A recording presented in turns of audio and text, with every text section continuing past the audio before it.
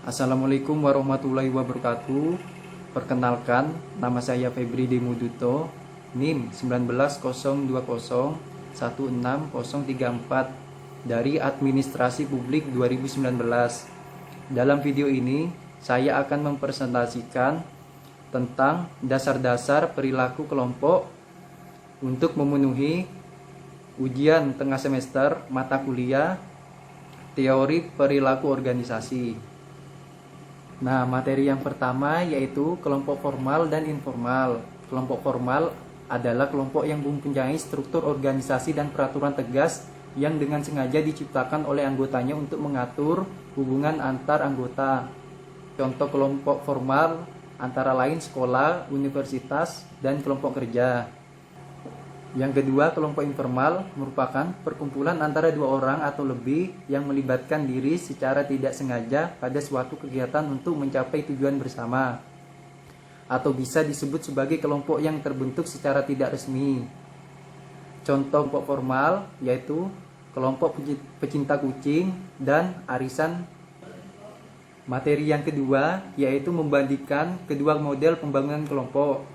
Yang pertama, kelompok model pembentukan, yaitu suatu kelompok pertama kali diajukan oleh Bruce Tuxman 1965.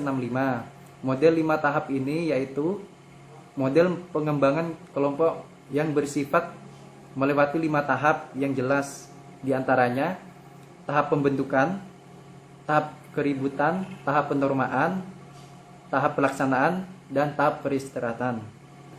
Model yang kedua yaitu model alternatif adalah untuk kelompok temporer dengan tenggat kelompok ini memiliki urutan tindakan atau bukan tindakan mereka sendiri yang unik seperti dalam buku Stephen P. Robinson, yaitu yang pertama menentukan arah kelompok, kedua fase inersia lemas tanpa energi, yang ketiga fase transisi atau peralihan, yang keempat transisi mengawali perubahan besar, yang kelima, fase inersia kedua mengikuti masa transisi. Dan yang terakhir, pertemuan kelompok dicirikan oleh kegiatan yang sangat dipicu. Materi yang ketiga yaitu menjelaskan bagaimana interaksi kelompok dapat dianalisis. Menurut Turner, dalam teori kategorisasi diri, memberikan tekanan pada faktor kognisi. Dasar dan teori ini adalah bahwa orang-orang menggolongkan diri dalam berbagai tingkat abstraksi seperti in-group, out-group, bodoh pandai, cantik jelek, pemimpin pengikut, kaya miskin, dan lain-lain. Terjadinya kategorisasi ini disebabkan karena setiap orang mencari identitas diri sosial yang positif, melainkan karena setiap orang menginginkan untuk memaksimalkan keuntungan bagi dirinya sendiri dalam kelompok. Teori identitas sosial dan kategorisasi diri menjelaskan hubungan antar kelompok antara lain kategorisasi diri dan pemberian prioritas kognitif, meningkatkan persepsi tentang homogenitas dalam kelompok. Yang kedua, kecenderungan polaritas. Kategorisasi dua kutub misalnya hitam putih dapat meramalkan ekstremitas. Yang ketiga, kelompok yang mempunyai harga diri rendah tidak dapat melepaskan diri dari pengalaman masa lalu. Yang keempat, identitas sosial dapat menggunakan berbagai kategorisasi. Yang paling sering ialah ras, etnik, dan warna kulit. Yang terakhir, kelompok minoritas lebih menunjukkan diferensiasi daripada kelompok mayoritas.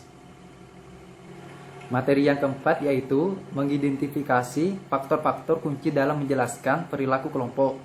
Faktor-faktor yang menyebabkan suatu kelompok lebih sukses dari kelompok lain adalah karena kemampuan anggota kelompok, ukuran kelompok, tingkat konflik, dan tekanan internal pada kelompok untuk menyesuaikan diri pada norma kelompok. Setiap kelompok kerja dipengaruhi oleh kondisi eksternal dan internalnya. Kondisi eksternal pada kelompok ialah diantaranya satu, strategi organisasi, yaitu strategi keseluruhan organisasi yang meliputi tujuan-tujuan organisasi dan cara untuk mencapai tujuan yang telah ditentukan oleh manajemen. Yang kedua, struktur otoritas, ketentuan mengenai otoritas yang dimiliki oleh setiap bagian atau kelompok dalam suatu organisasi karena setiap individu atau kelompok memiliki otoritas yang berbeda-beda. Yang ketiga, peraturan formal, yaitu organisasi menciptakan aturan, prosedur, kebijakan, dan ragam lain untuk membukukan perilaku karyawan. Yang keempat, sumber daya operasional, termasuk sumber daya uang, waktu, bahan mentah, peralatan yang dialokasikan oleh organisasi pada kelompok.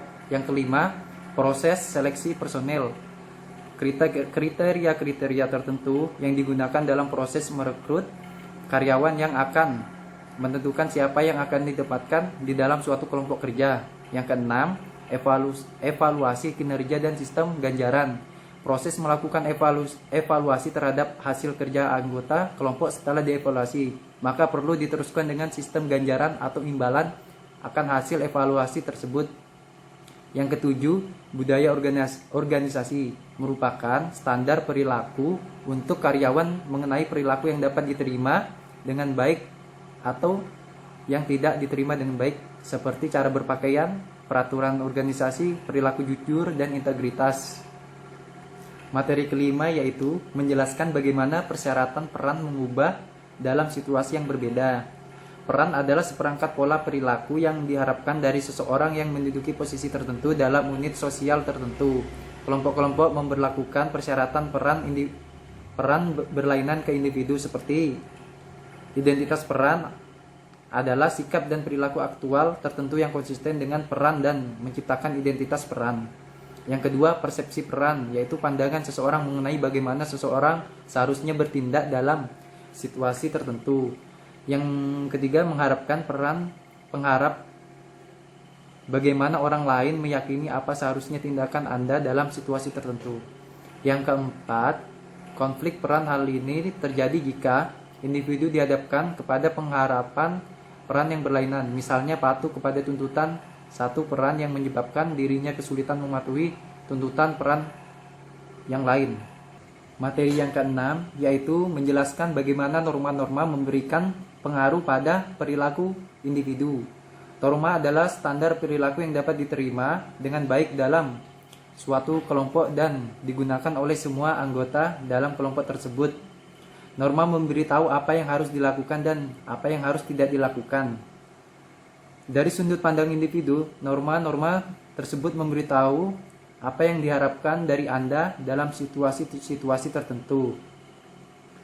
Ketika disetujui diterima oleh kelompok, norma berlaku sebagai cara untuk mempengaruhi perilaku dari anggota kelompok dengan kontrol eksternal yang minimum. Pengaruh norma pada individu terbagi dua, yaitu norma deskriptif, yaitu norma yang mendeskripsikan perilaku seseorang dalam situasi tertentu. Sedangkan norma induktif adalah norma yang memberikan spesialis tentang perilaku yang harus dilakukan. Materi yang ketujuh yaitu mendefinisikan kemalasan sosial dan efeknya pada kinerja kelompok. Menurut Baron dan Biruna 2003, kemalasan sosial yaitu kecenderungan orang dalam anggota tersebut untuk tidak bekerja sesuai dengan potensinya. Menurut Myers 2012, efek kemalasan sosial pada kinerja kelompok diantaranya 1. Menurun motivasi seseorang menjadi kurang termotivasi untuk terlibat dalam melakukan sesuatu kegiatan tertentu pada saat orang tersebut berada di dalam keadaan bersama-sama dengan orang lain. Yang kedua, sikap pasif anggota kelompok, yaitu memilih untuk diam dan memberikan kesempatan kepada orang lain untuk melakukan usaha kelompok. Yang ketiga, pelebaran tanggung jawab usaha untuk mencapai tujuan kelompok merupakan usaha bersama anggotanya. Free ride atau mendompleng pada usaha orang lain. Individu yang memahami bahwa masih ada orang lain yang mau melakukan usaha kelompok cenderung tergoda untuk mendompleng. Begitu saja pada individu lainnya dalam melakukan usaha kelompok tersebut. Yang keempat, penurunan kesadaran akan kehadiran orang lain. Kemalasan sosial dapat juga terjadi karena dalam situasi kelompok terjadi penurunan pada pemahaman atau kesadaran akan evaluasi dari orang lain terhadap dirinya. Materi yang kedelapan yaitu mengidentifikasi manfaat dan kerugian kelompok kohesif. Kohesif merupakan suatu hal yang penting bagi kelompok karena kohesivitas dapat menjadi sebuah alat pemersatu anggota kelompok agar dapat terbentuknya sebuah kelompok yang efektif. Kohesivitas dalam kelompok memiliki dampak positif. Di antaranya, anggota dari kelompok yang memiliki kohesi kecenderungan untuk berkomunikasi lebih baik dibandingkan dengan kelompok yang tidak memiliki kohesi. Sebagai hasilnya, Anggota kelompok yang memiliki kohesi seringkali merasa puas, memiliki kecemasan dan ketegangan yang rendah. Dampak positif yang kedua yaitu kohesivitas meningkat akan diikuti dengan meningkatnya komitmen anggota kelompok terhadap tujuan kelompok serta perasaan tanggung jawab terhadap kelompok tersebut. Selain memberi positif, kohesivitas juga mempunyai dampak negatif. Yang pertama, kohesivitas yang tinggi dapat menyebabkan individu kehilangan jati dirinya. Yang kedua, dampak lainnya adalah anggota kelompok menjadi menomorsatukan kelompok melebihi apapun, sehingga hal ini berdampak menjadi etnosentrisme. Yang ketiga, ada pola pikir yang sama membuat kelompok tidak memperhatikan opsi atau pilihan-pilihan atau pertimbangan-pertimbangan lainnya. Contoh dampak negatif dari kohesivitas adalah pembentukan geng atau kelompok yang tidak jelas, misalnya geng motor. Dari yang kesembilan yaitu daftar kekuatan dan kelemahan dari pembuatan keputusan kelompok. Menurut Mansur 1989, ada beberapa kelebihan keputusan kelompok dibandingkan dengan keputusan individu. Di antaranya, 1. Informasi yang lengkap lebih mungkin diadakan. Dalam kelompok terhimpun banyak pengalaman dan pandangan. Yang kedua, banyak alternatif yang muncul karena kelompok mempunyai informasi banyak dalam jumlah dan ragamnya dan dapat mengidentifikasi lebih banyak kemungkinan. Yang ketiga, keputusan kelompok lebih berterima. Hal ini disebabkan karena keputusan kelompok lebih menelah banyak pada pandangan dan pendapat, sehingga keputusan lebih besar kemungkinan mendapat persetujuan dari banyak orang. Selanjutnya, beberapa kelemahan dalam keputusan secara kelompok. Yang pertama, memakan waktu. Keputusan kelompok yang diperoleh dari hasil diskusi yang panjang banyak memakan waktu. Sedangkan pengambilan keputusan sendiri oleh manajer bisa diambil dalam waktu singkat, tepat pada saat masalah tersebut timbul. Yang kedua, dominasi minoritas. Tidak mungkin dalam satu kelompok mewakili semua kepentingan dalam organisasi, dan sering kali hanya terdiri dari atas segelintir orang saja. Yang ketiga, tekanan untuk menyesuaikan. Dalam kelompok ada saja golongan yang mempunyai pengaruh dan menekankan kelompok untuk menyesuaikan diri dengan kehendaknya. Yang keempat, tanggung jawab tersamar. Pada keputusan individual, jelas siapa yang bertanggung jawab. Tapi pada kelompok keputusan, sering terjadi pelemparan tanggung jawab. Materi yang terakhir yaitu kontras efektivitas, berinteraksi, brainstorming, kelompok pertemuan nominal dan elektronik. Kontras efektivitas berinteraksi yang dimaksud dalam kelompok ini adalah para anggota bertatap muka dan mengandalkan baik interaksi verbal maupun non-verbal untuk berkomunikasi satu sama yang lain. Tetapi seperti yang diperagakan oleh pembahasan kami mengenai pemikiran kelompok, kelompok interaksi sering menyensor diri mereka dan menekan anggota individual ke arah kesepakatan bersama.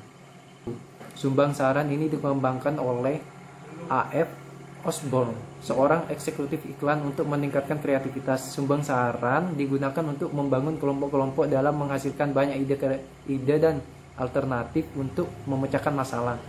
Teknik ini efektif karena membantu menurunkan gangguan yang disebabkan oleh reaksi kritik dan reaksi yang bersifat menilai terhadap ide-ide seseorang dari anggota kelompok lainnya. Terakhir, kelompok pertemuan nominal dan elektronik. Teknik kelompok nominal atau nominal group teknik membantu kelompok untuk menggerakkan ide dan mengevaluasi secara memilih solusi-solusi. Kelompok pertemuan nominal dan elektronik merupakan pertemuan terkonsepsi yang mengikuti format ini. Sebuah kelompok dikumpulkan untuk membicarakan masalah atau persoalan khusus. Setelah masalah dipahami, individu-individu secara diam akan menghasilkan ide secara tertulis. Masing-masing individu kemudian menawarkan sebuah gagasan dari daftarnya. Ide-ide dicatat pada papan tulis atau flip chart. Setelah semua ide telah didapatkan, kelompok mendiskusikannya dan setiap orang dapat mengkritisi atau mempertahankan setiap item. Sekian dari saya mengenai pembahasan tentang dasar-dasar perilaku kelompok. Mohon maaf jika ada kesalahan kata. Wassalamualaikum warahmatullahi wabarakatuh.